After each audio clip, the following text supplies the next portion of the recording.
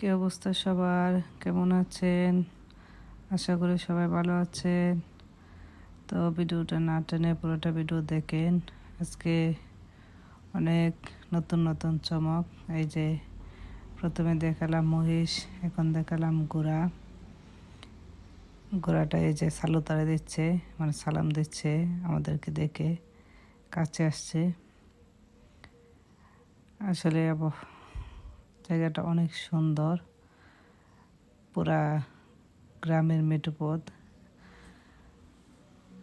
দেখে মনেই হয় নাই যে আমরা বাহিরে গেছি। এগুলো হচ্ছে সূর্যমুখী ক্ষেত।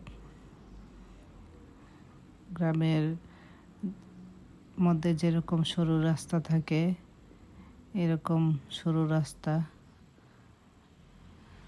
তো শুধু একটা গাড়ি পাস হতে পারবে। দুই পাশে সূর্যমুখী ক্ষেত। ভালো লাগলো পরিবেশটা।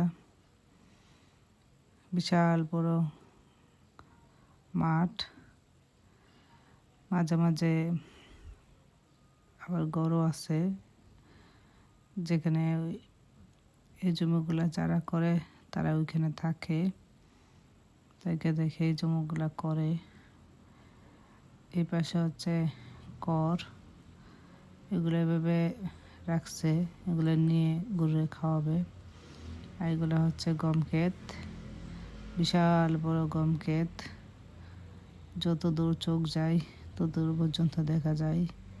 কত বড় যে পরিমাপই করা যায় না।